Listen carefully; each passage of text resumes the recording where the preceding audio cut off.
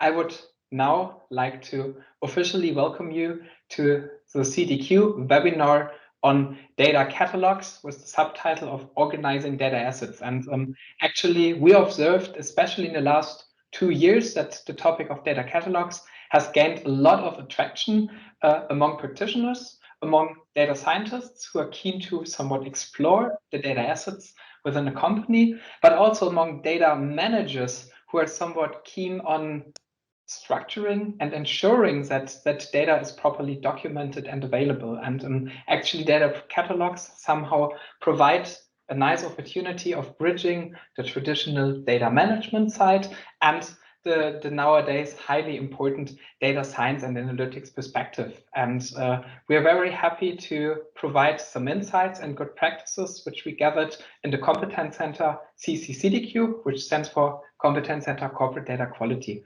And if I talk about we, it is 2 people presenting today. First of all, we have our senior researcher at our research team at the University of Lausanne, which is Markus Eurich. Markus, I'm glad to have you with us. Thank you. Good afternoon.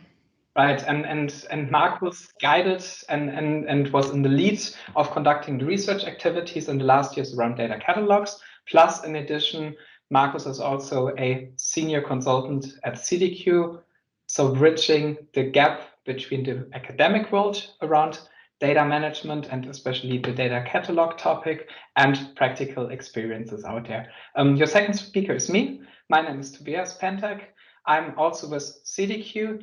I'm the head of community and innovation. And in case you do have any questions around the Competence Center, around the topics, feel free to reach out to me.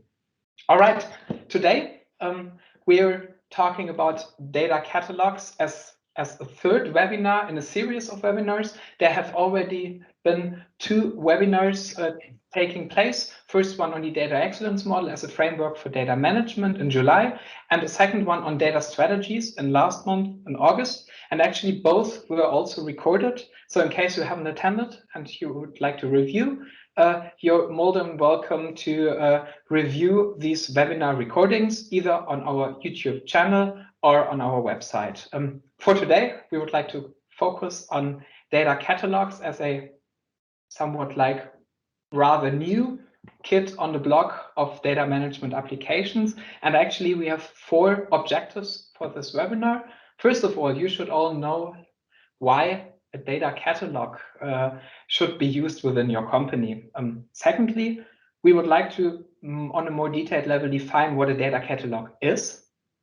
Thirdly, we would like to also specify what functionalities a data catalog has and why it is beneficial to you.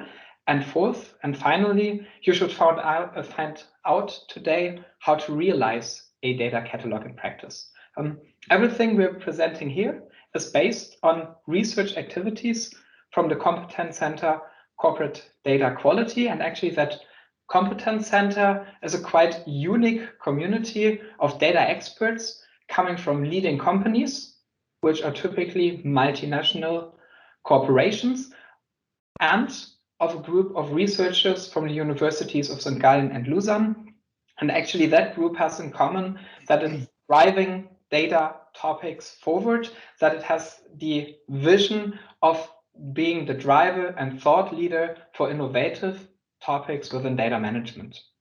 And actually, 2 years ago, we observed that many companies were somewhat like talking about that data catalog, had first ideas, heard about few potential providers of data catalogs, heard about many promising stories, but also had some doubts about what should data catalogs really bring as benefits to them. And based on these more and many open questions, we formed, as we typically do in a consortium, what we called a co-innovation activity. And in that co-innovation activity, we collected all the open questions and conducted some research activities around it in order to really understand what that topic of data catalog means for corporations.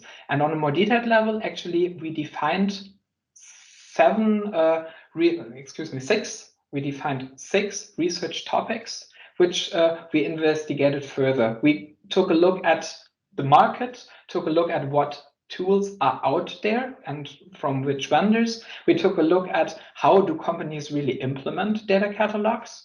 We took a look at, which is a very important part of data catalog, what can be documented and how is it really documented, the data in the data catalogs. We took a look at usage scenarios and associated with usage scenarios, the benefits coming out of the data catalog adoption. We took a look also at not only implementing, but also how to roll out and scale up data catalogs in companies. And lastly, we focused on success metrics and KPIs, which can support in tracking and monitoring the success of data catalogs within companies. And that's quite broad area of topics. All cannot be covered today in this webinar. However, we would like to give you first insights and snapshots on these activities. If you have further questions, first of all, a reference is the research report, which you're seeing here, which we published jointly with Fraunhofer Institute in the last year. So that's one reference, and the other is always CDQ, our knowledge base, plus also our knowledgeable colleagues and research team. Having said this, I would like to hand over to Markus, who will guide you through today's contents. All right, thank you, Tobias, for the introduction. Well, actually, as Tobias said, so based on our co-innovation activities or research activities at the university, I'm able to present you some highlights today. And so the learning objectives, the 4 goals that Tobias pointed out, are reflected by the agenda. So first of all, we start with the why. Why would you actually need a data catalog? And a major reason for that is actually the need to empower data consumers to work with data. So on your journey towards a fully data-driven organization, so if you engage in digital transformation, you no longer want only a few dedicated people to work with data, like the IT specialists or the data analysts, but really want to open up your data assets to more or less each and everybody within your organization. So to increase the number of data consumers that really efficiently work with data. So this means that employees who are not used to really working efficiently with data should be empowered to really to work with it. And as a prerequisite, obviously, you need to get your data in the right place. So just imagine these books, this pile of books, being your data assets. And so a true expert might still find the appropriate book in this pile of books, or in other words, the appropriate data set. But as a novice worker with knowledge, I guess it's somewhat hard to find it. So what you ultimately want to have is to have your data assets in the right place. So like in this nice library, so you have the books, or in the analogy, actually the data sets in the correct shelf. It's ordered by genres, about popularity, about recommendations, and so on. And this is actually where data catalog comes into play.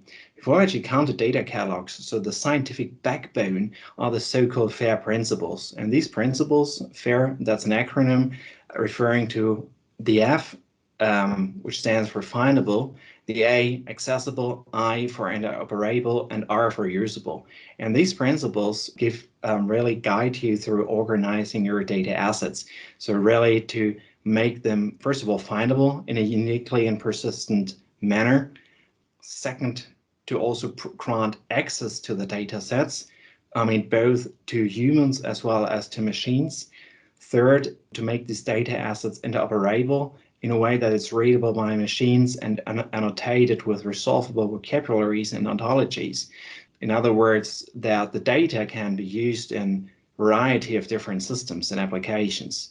And finally, you ultimately want to achieve that the data becomes reusable, because you typically spend a lot of time, effort, money, and budget on processing the data and make the data ready for use. So the ultimate goal is actually to reuse the data. So once you've put all this effort into making this data processable and consumable, so the goal is then to reuse it over and over again in different contexts. So once again, those are the so-called FAIR principles, which are actually the kind of backbone to organize your data assets, and in the end to empower all data consumers within your organization to work with data. Coming to the what is actually data catalog?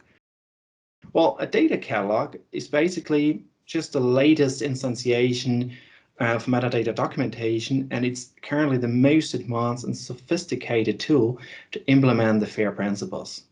It's not completely new, actually, because you had predecessors of a data catalog reaching back to the 1960s, starting with field names, table definitions, data dictionaries.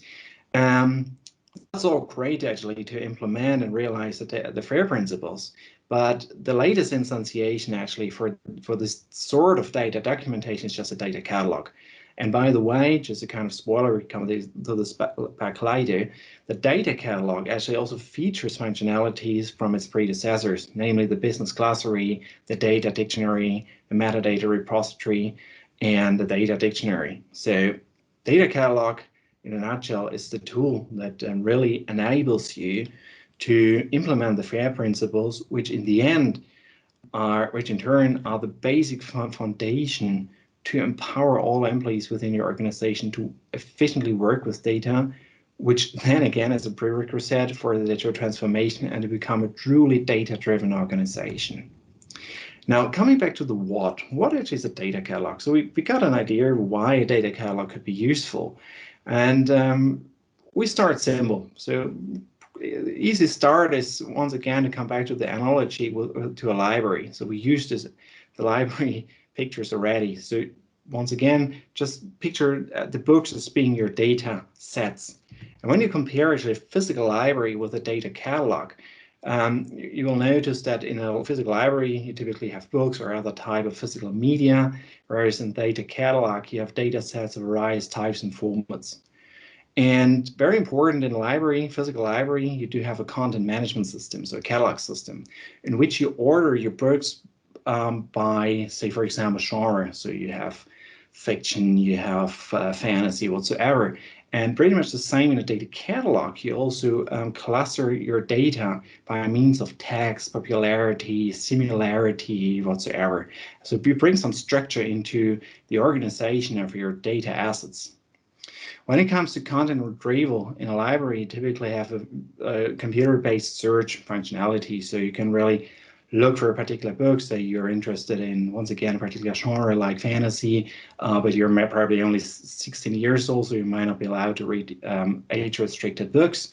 And based maybe also on your past preferences, you might get a nice recommendation that find a good match, get a good, nice book, and you might also get an abstract of the book, so you get a basic idea what's the story about, what's the plot. Well, pretty much the same with data catalog. You have advanced search functions and recommendations, right? So you can search for the data assets that you need on your to fulfill your daily jobs, to perform your tasks that you're doing.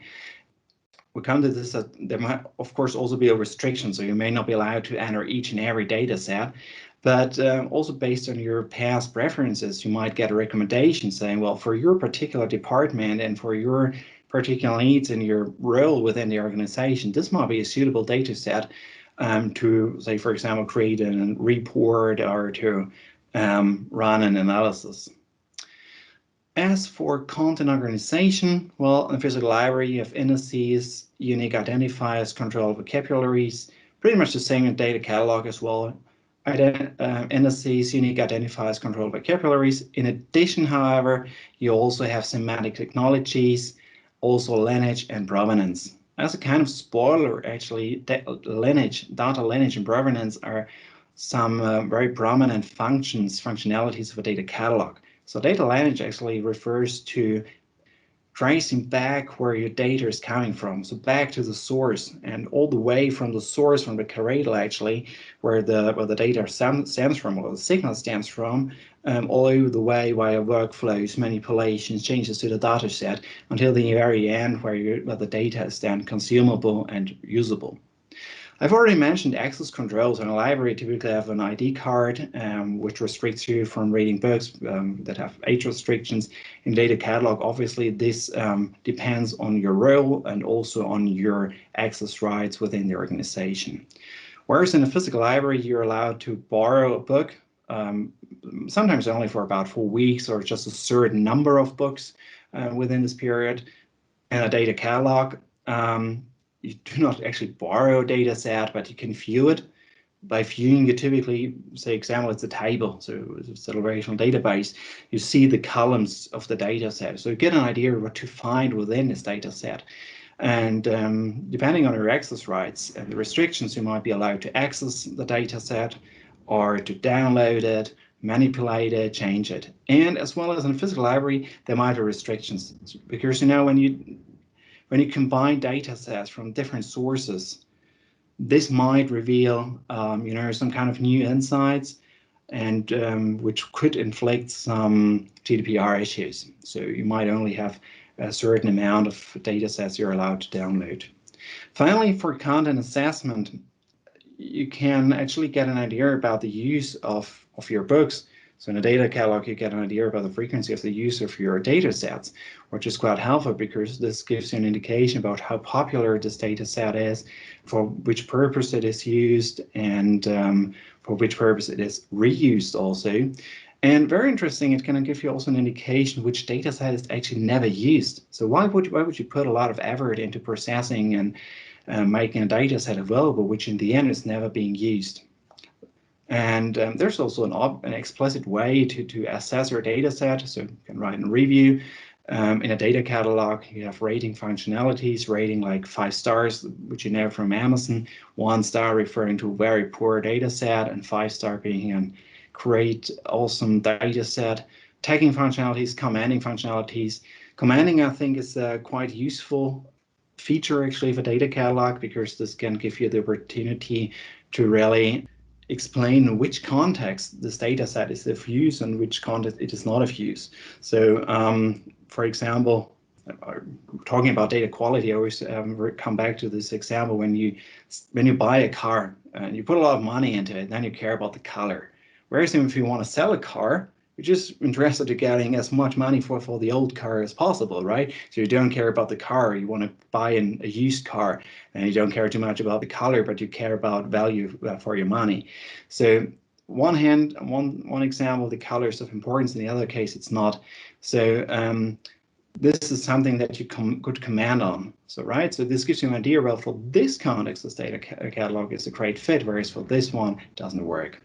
And as you can easily figure from this comparison, you will find the FAIR principles. So you see that data should be findable by means of the catalog system, by the means of advanced search functionalities and recommendations.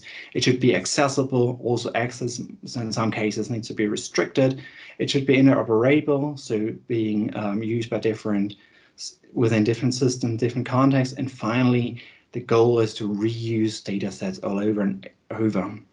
One important notice, however, as great as this comparison to a physical library is, there's a big difference. And that is, whereas in a physical library, we actually do have the books inside the library, you do not have the data assets within the data catalog. Right? Because what you have in the data catalog instead is just all the information about your books, about the data assets. What you have is typically a link which leads you, which gives you direct access to the data set. So if you're granted access to this, you can click on it, you might be able to download it or to immediately access it. But once again, the data set itself typically is not in the data catalog. Well, this is more or less about what actually is the data catalog. We also came up, as we have this scientific background, with a more scientific definition. So our CDQ definition is that a data catalog is an integrated platform for data curation, matching data supply and demand. The data catalog offers users functions to register data, retrieve, use data, and to assess and analyze data. So the second sentence might reflect some of the learnings you gained from the previous slides. The first sentence, you might wonder what was the main matching data supply and demand. And this is when we come to the what, or how does the data catalog actually work.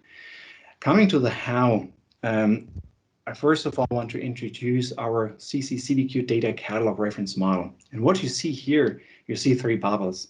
On the left-hand side, you see the data sources. So this is the supply side. This is all the data assets that you have within your organization, and not even within your organization, probably also outside of your organization. So the data assets you're working with from your partners, business partners, your suppliers, maybe even your customers, or external data that you might gain from paid sources like Dun Bradstreet, Bureau van Dijk, or open data sources. Anyway, all this sort of data sources on the left-hand side, that's the supply side. On the right-hand side of our model, you have the data users. And as you can see, we distinguish actually between 8 different internal users plus 1 external user. And it's very important to understand that each of these users, so each of these roles, have different needs and different requirements. So they work and operate with a data catalog in a different manner. So a data citizen mainly is interested in finding data, right, to use it for creating a report or whatsoever. The data steward, for example, is responsible for taking care of the data quality, and the data owner is responsible for all the data that's within his or her domain. The chief data officer or the compliance officer, for example, is responsible for taking care that no GDPR regulations are conflicted, right? So you have different needs, different demands. So once again, on the left-hand side, the data sources, that's your supply side. On the right-hand side, different data users, you have the demand side. Now the data catalog actually matches the status demand and data supply, right? Finds the right match, so you do not push all the data that you don't need in the end into the catalog, but that you get the right data for the right people. The data catalog actually performs this task by means of a variety of functionalities which are sitting in the middle of this model. Now let's have a deeper look into this. Once again, on the left-hand side, the data inventory refers to the supply side, and the data catalog provides you with functionalities to register data, to manage your metadata. It provides a business glossary, data dictionary, once again the data lineage, so this is tracing back where data is coming from, upload and link content. On the right-hand side, the demand side, you have functionalities actually to search for data. So it could be just text-based, it could be by the means of filters, could be something like machine learning enabled recommendations. So based on your past preferences, you might get a recommendation for a data set that might be handed to you.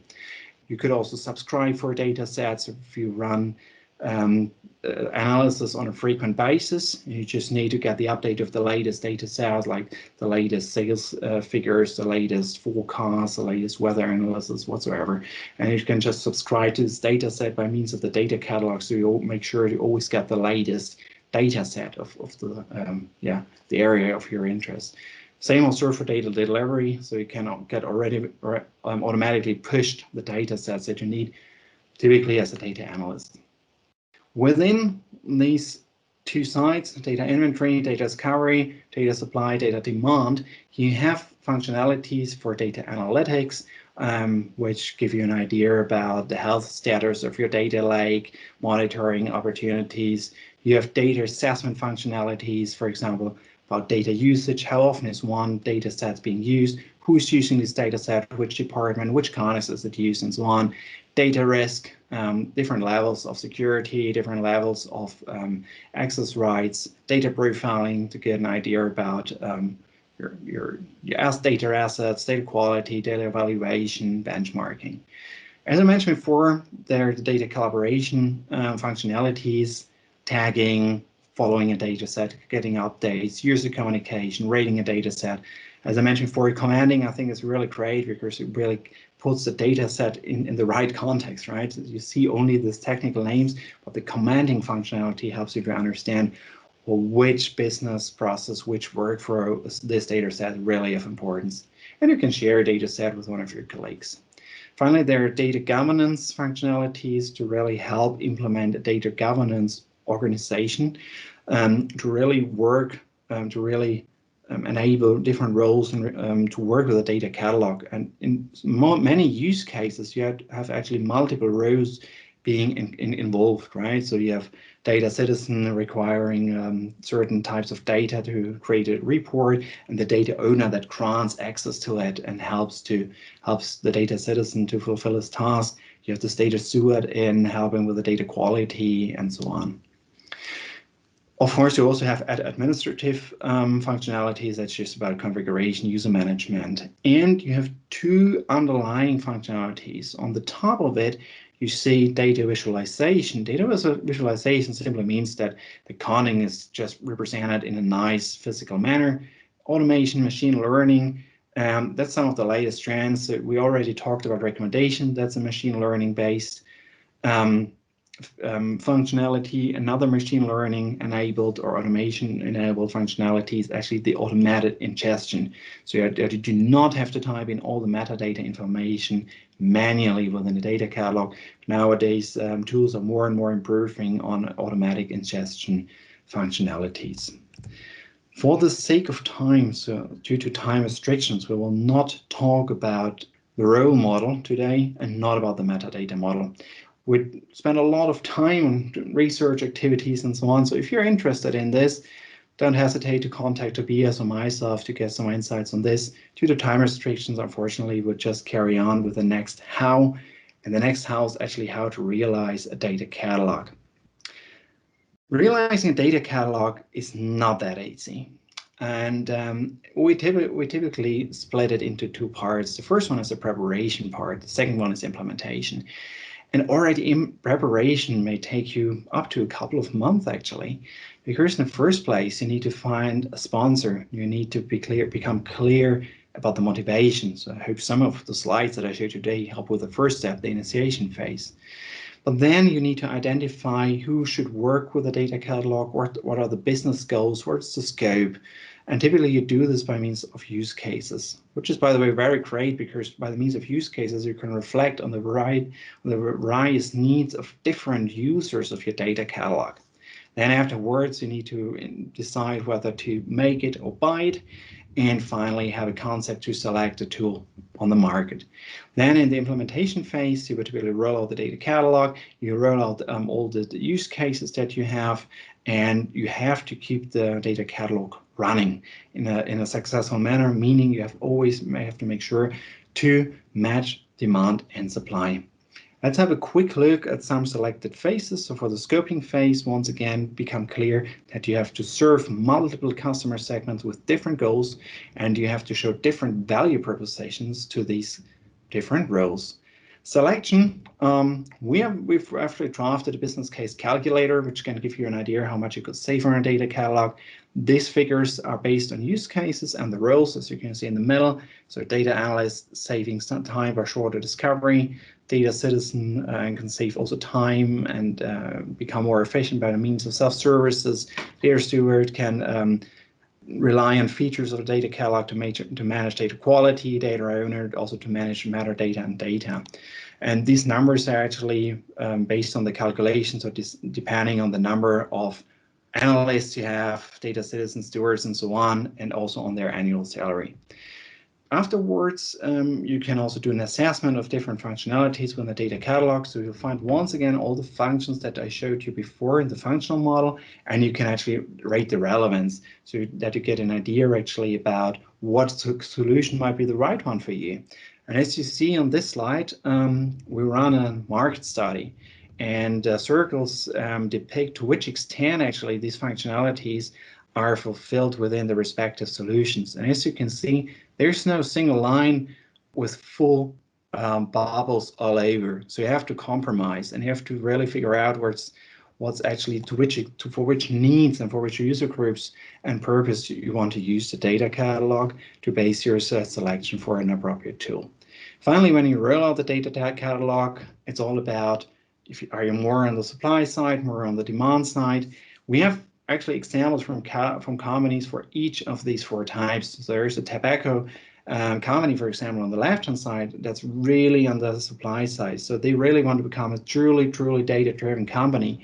And as a prerequisite for that, they decided to push all data into the data catalog, no matter if there's a need now or later or not at all. So just put everything in. On the right-hand side, user-driven, that's more really on the demand side. So saying, okay, I only document those data sets which are required by users for certain projects, certain analysis. Typically, you're somewhere in the middle, compromising on some certain sets that should be documented, typically for data governance or to meet regulations and so on. And then you have this demand-driven data for data analytics. To sum up, enterprises are engaging in digital transformation. They need to empower an increasing number of data consumers to work with the data, yet companies struggle to get an overview of all their data assets and manage them accordingly. And this is where Data Catalog comes into play as an integrated platform for data curation that matches data supply and demand. We saw that there are different user groups, different functionalities, so quite powerful tool. And in the end, the Data Catalog should serve all these multiple customer segments with their different goals to really drive value from the Data Catalog. When scaling up, might be a good idea to just to create or leverage positive networks effects. And as a kind of outlook, we assume actually that data catalogs will also become a key block for data evaluation and for data economics. Right. With that, coming to an end. Tobias. Markus, thank you very much for these detailed explanations, or at least a glimpse on the many insights and good practices from the research community. Now we have reserved some time for your questions. If you do have any, please use the chat functionality, and we're more than happy to answer your questions now. Participants can get the documents we just shared or the slides we just shared, so you will get these afterwards. And you can also access some of the question or some of our research results on our website. And while I'm talking, I see the first question coming in from Patrick. Did you also take a look at open source solutions in your study? Yes, we did. We had a look at Atlas. Yes, we did. I mean, there are some. For example, it's Atlas, Apache Atlas. Google also entered the market. It's not really open source, but it's free to some extent. Actually, when we first conducted a market study, that was in 2018, Atlas was not really competitive with some of the established solutions like Collibra, Alation, Cambridge Semantics, or Informatica. But when we revisited Apache Atlas earlier this year in spring, we realized that they made a big and successful progress in the meantime. Actually, for one of our clients in a consulting project, we're now considering to maybe trust on Apache Atlas. And also we found that Google, well, it's obviously not exactly open source, but it's for free. And they also have quite reasonable solutions in place nowadays. Right, Markus, there was another question coming in. How do you plan the data catalog used in a knowledge ontology or knowledge graph environment? So what's the interlink between those two topics? Yeah, that's a good question. Well, I would say that depends a bit on the tool itself. So you have a rather deep integration with some of tools that are stronger on the semantic side, like Cambridge Semantics, and you don't have this strong connection for other tools. Yet, data catalog can be a somewhat expensive solution, right? And some companies hesitate to go for a data catalog in the first place. So some companies rely on a semantic wiki, including semantic technologies, knowledge graphs. This can later on, by means of some transformation rules, be inserted into the data catalog. So you don't have actually, some tools actually do have feature knowledge graphs, but the majority does not. All right, I hope that answered your question, Pascal. I see another one coming from Veronica. If you want to start with a smaller portion of initial data scope and no budget for a data catalog tool, how would you propose to start? So small start with almost no budget is the question and situation. All right. Well, as you said, there are some free tools available, Apache Atlas, Google. Another way is so-called, so you typically have two sorts of data catalogs. You have the complete solution, the standalone with all kind of features, so the kinds of Collabra, Alation, Informatica, and so on. But you also have component-based solutions, for example, Talent. And, the beauty of these component-based solutions is that they have small chunks, so it's like having Lego bricks, right? And you can start saying, well, first of all, I need, I don't know, metadata management. You start with a metadata management component, or you start with data lineage, or you start with a data dictionary whatsoever. So there are these component-based solutions. One example of this is Talent. Another one is Ab Initio Talent. These are two component-based solutions. If you have even less money, even less budget, then a solution could be to start, for example, with a semantic wiki. So you just think already about the underlying data, metadata model. You document your data sets in a wiki, semantic wiki, where you have interlinks between your documentations. And once you have the budget or the intention to move towards a data catalog, as I mentioned before, you could more or less easily do so by the means of transformation rules. Some tools are a bit better in transferring information from semantic wikis, some others are not that great.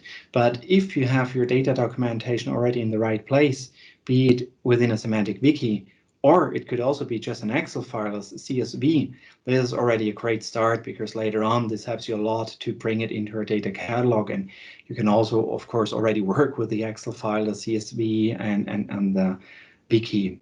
Another consideration is when you roll out a data catalog, you may not want to start with each and every data asset, but you would probably maybe prioritize a project that has particular needs on data and enable a few selected roles within your organization. So this could be a start to combine it with a project, actually. All right. Yeah, different ideas on that. Okay. Okay, I see some further comments coming in. For the sake of time, we would like to skip answering further questions now. I've seen questions from Pascal, from Mr. Seidel, and also from Ken Y. Kyung, if I spoke it correctly. We will get back to you via email and answer your question in offline mode afterwards. So they are not lost, and you will receive an answer. Because we've scheduled that meeting for 45 minutes, and actually we would like to close on time. But in addition to receiving some answers via email, there are further contact points where you can reach out and interact with Markus, with me, and also some further colleagues. First of all, I already talked about the webinar recordings. Also, today's webinar is recorded, and that recording is available for you and your colleagues on our YouTube channel, plus also on our website.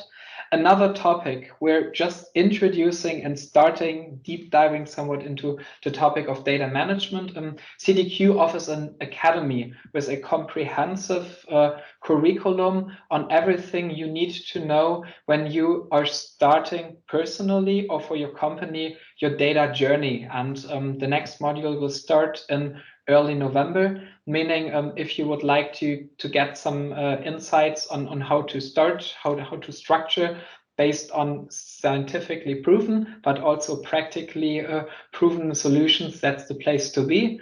And third option, to reach out, to stay in contact, and also to co-innovate on such topics like data catalogs, but also like data strategies. You're more than welcome to join our community of data experts, the CDQ. One fourth and final option, which I would like to highlight now, because it's somewhat like time critical, is the CDQ Award. Actually, the CDQ Award is an initiative of the Competence Center, which acknowledges outstanding good practices in data management. And if you're interested in submitting your data success story, which is evaluated by an international jury and then awarded at the end of this year, please reach out to us. You will find some further information on our website. Plus, also, if you just personally reach out to me or one of our colleagues. Having said this, I would like to thank you very much for attending today's webinar. I look forward to staying in touch with you over the next weeks or months. Stay safe, stay healthy, take care, and bye-bye. Bye-bye. Have a lovely afternoon. Thank you very much for attending.